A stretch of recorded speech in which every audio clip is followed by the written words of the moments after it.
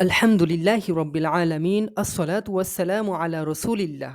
আসসালামু আলাইকুম রহমতুল্লাহ। প্রিয় নিবেদিত ভাই ও বোন, আজকে আমরা জানব নীরব থাকার উপকারিতা। চলুন প্রথমেই জেনে নেওয়া যাক নীরবতা কাকে বলে। কথা বলতে সক্ষম হওয়ার পরও কথা বলা থেকে বিরত থাকাকে সংযত থাকা বলে। যে ব্যক্তি অল্প সময়ের জন্য চুপ থাকে তাকে সংযত বলা হয়। যে ব্যক্তি দীর্ঘ সময়ের জন্য চুপ থাকে তাকে নীরব বলা হয়। নীরবতা দুই ধরনের। প্রথমটি হলো প্রশংসনীয় নীরবতা। আল্লাহ যা নিষিদ্ধ করেছেন, যেমন গীবত, অপবাদ, অশ্লীল কথা ইত্যাদি থেকে জিহ্বাকে বিরত রাখা। দ্বিতীয়টি হলো নিন্দনীয় নীরবতা। যখন কথা বলা প্রয়োজন তখন নীরব থাকা। এর মধ্যে রয়েছে ভুলকে নিষেধ না করা, ভালো কথা না বলা এবং জ্ঞান গোপন করা। আল্লাহ তাআলা বলেন, কোনো ব্যক্তি এমন কোনো কথাই উচ্চারণ করে না যা লেখার জন্য একজন সতর্ক প্রহরী প্রস্তুত না থাকে। আল্লাহ তাআলা আরও বলেন, যা সত্য বলে তুমি জানো না তার অন্ধ অনুসরণ করো না। কান, চোখ এবং হৃদয় এগুলো সম্পর্কে তোমাদের জিজ্ঞাসা করা হবে। রাসূলুল্লাহ সাল্লাল্লাহু আলাইহি ওয়াসাল্লাম বলেছেন, যে ব্যক্তি আল্লাহ ও শেষ দিবসের ওপর বিশ্বাস রাখে সে যেন ভালো কথা বলে অথবা চুপ থাকে। আবু আল দারুদা, আল্লাহ তাআলা তার প্রতি সন্তুষ্ট থাকুন, বলেছেন, তুমি যেমন কথা শেখো তেমনি নীরবতাও শিখো।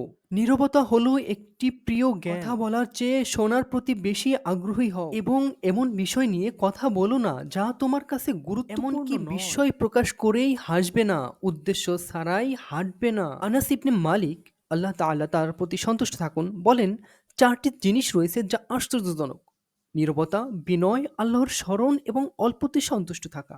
উহাইব ইবনে আল ওয়ারদ, আল্লাহ তাআলা তার প্রতি সন্তুষ্ট থাকুন, বলেন, আগে বলা হতো জ্ঞানের 10টি অংশ, এর মধ্যে 9টি নীরবতায় এবং 10ম অংশটি হলো লোকদের থেকে নিজেকে বিচ্ছিন্ন করে রাখা। প্রিয় নিবেদিত ভাই ও বোন, চলুন এবার জেনে নেওয়া যাক নীরবতার উপকারিতা সমূহ। প্রথমটি হলো এটি পূর্ণ ঈমান এবং সুদৃঢ় ইসলামের লক্ষণ। দ্বিতীয়টি হলো এটি উত্তম নৈতিকতা এবং পবিত্র আত্মার লক্ষণ। তৃতীয়টি হলো এটি মানুষের ভালোবাসার পরে আল্লাহর ভালোবাসার ফল বহন করে।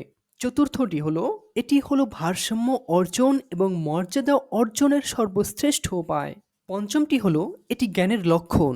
ষষ্ঠটি হলো এটি ভুল থেকে মুক্তিদাতা এবং চিন্তা ভাবনা, উপাসনা এবং স্মরণের জন্য অবসর সময় পাওয়ার একটি উপায়। এবার জেনে নেওয়া যাক আমরা কিভাবে নীরবতা অর্জন করতে পারি। 1 নম্বর, ধার্মিক পূর্বসূরীদের জীবনী পড়া, তাদের নীরবতায় তাদের অনুকরণ করা। 2 নম্বর, অপ্রয়োজনীয় এবং অকল্যাণকর কথাবার্তার মন্দ পরিণতি সম্পর্কে চিন্তা করা যা মিথ্যা বলার দিকে পরিচালিত করে। 3 নম্বর, এমন সব বৈঠক এড়িয়ে চলা যেখানে প্রচুর কোলাহল এবং অশ্লীলতা থাকে। নীরবতার উপকারিতা সম্পর্কিত পণ্ডিত ব্যক্তিদের কিছু অনুপ্রেরণামূলক উক্তি জেনে নেওয়া যাক।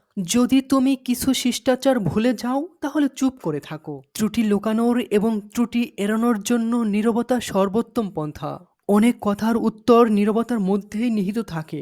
মহান আল্লাহ রব্বুল আলামিন আমাদেরকে নীরবতার মতো এই মহান গুণটি অর্জন করার তৌফিক দান করুন। আমিন।